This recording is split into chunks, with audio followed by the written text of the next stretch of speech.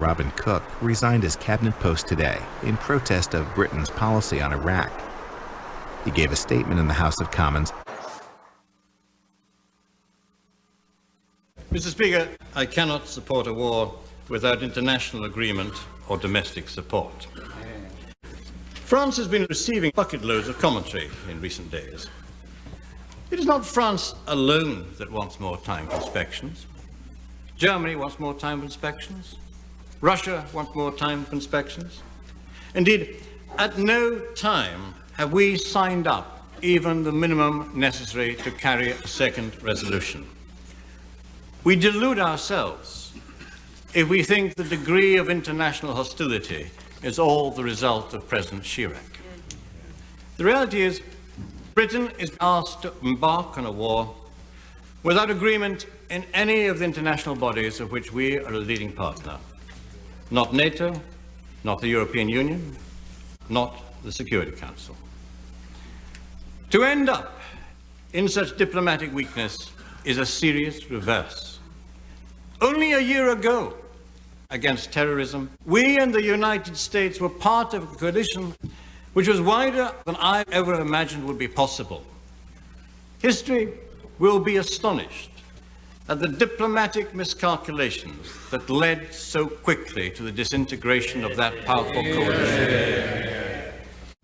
Our interests are best protected not by unilateral action, but by multilateral agreement and a world order governed by rules.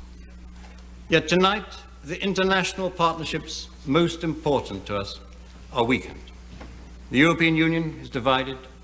The Security Council is in stalemate. Those are heavy casualties of a war in which a shot has yet to be fired. I've heard some parallels between military action in these circumstances and the military action we took in Kosovo. There was no doubt about the multilateral support we had for the action we took in Kosovo. It was supported by NATO. It was supported by the European Union. It was supported by the 7 neighbors in the region. France and Germany were our active allies. Precisely because we have none of that support in this case, to get agreement in the Security Council as the last hope of demonstrating international agreement was all the more important. The legal basis for our action in Kosovo was an urgent, compelling humanitarian crisis. Our difficulty in getting support this time is that neither the international community nor the British public is persuaded there is an urgent and compelling reason for this military action in Iraq. The threshold for war should always be high.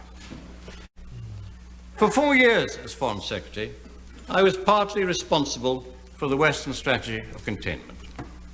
Over the past decade, that strategy destroyed more weapons than in the Gulf War, dismantled Iraq's nuclear weapons program, halted Saddam's medium and long-range missiles programs.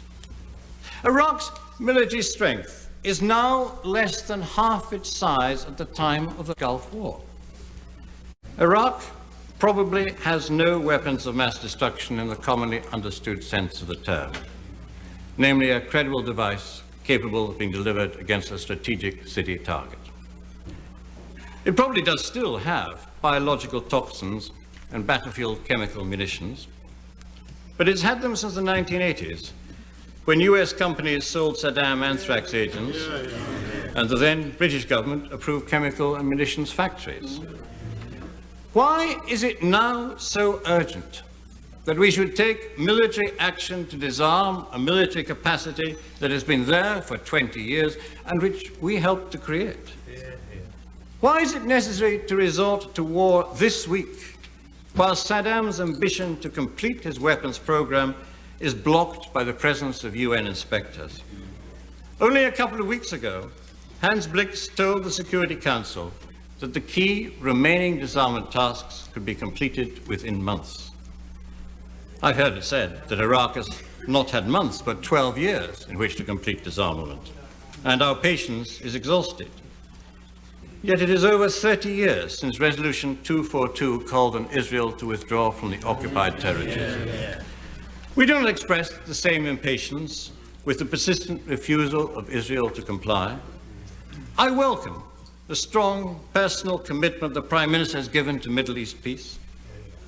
But Britain's positive role in the Middle East does not redress the strong sense of injustice throughout the Muslim world at what they see as one rule for the allies of the US and another rule for the rest.